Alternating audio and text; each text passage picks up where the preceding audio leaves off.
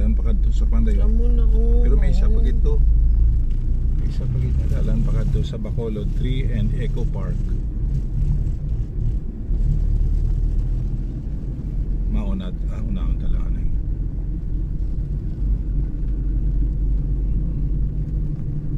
Barangay Alangilan.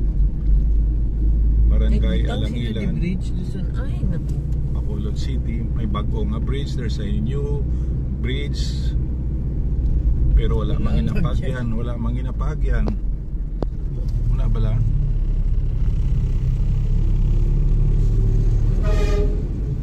Oh, may sidewalk na oh.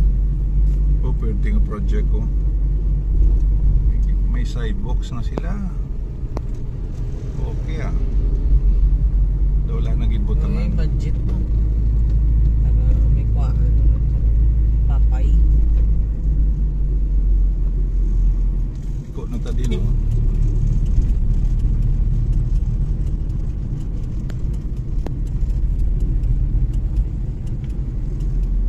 Dito maliko. Dito maliko. Yan. Turn right. Kalaway sa dalan. Sa drive. Hindi kalaway sa dalan.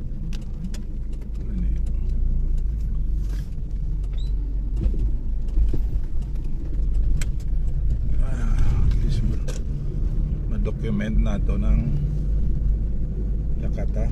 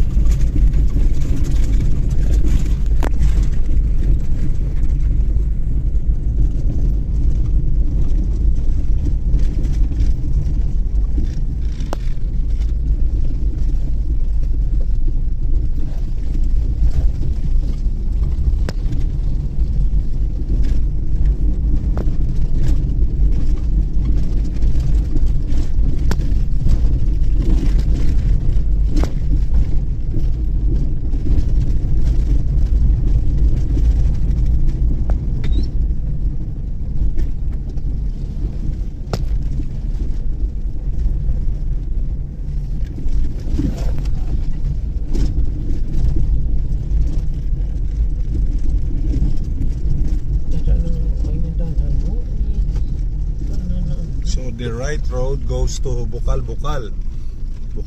Resort, and the left road goes down to the creek. We're going down Panaog ta.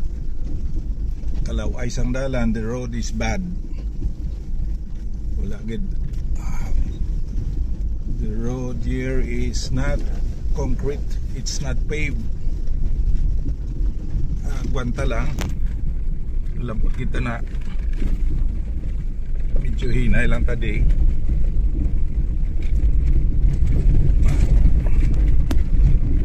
So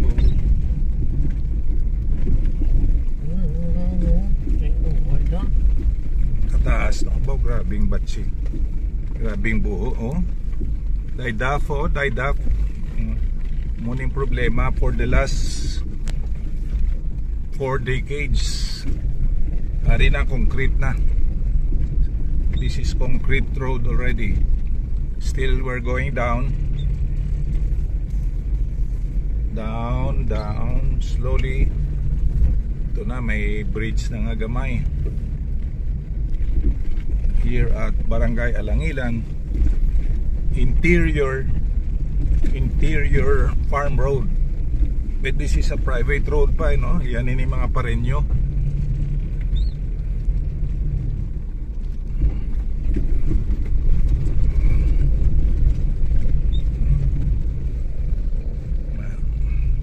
Likaw ta sa dako nga tubig.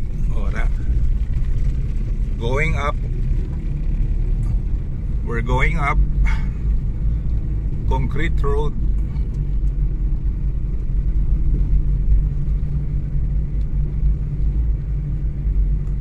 We're going to Norma's Orchard. The name of our mother is Norma. So this is called Norma's Orchard. It's just 1 hectare. Lanzones Orchard. Ari na kita. If you turn right, arada ang bago nga highway. Oh, that's turn right is the extension of economic highway by the DPWH, Department of Public Works and Highway. Lawig na na. If we turn left, diri kita sa orchard ni Attorney Ismael and Norma Serfino. We're turning left. Amo na ni siya, this one. This is the orchard of Attorney Ismael and Norma Serfino, our parents. I hope makasulod tadi. I hope makasulod kita diri. Ari na ta. Here we are, aring entrance. Oh, that's the entrance.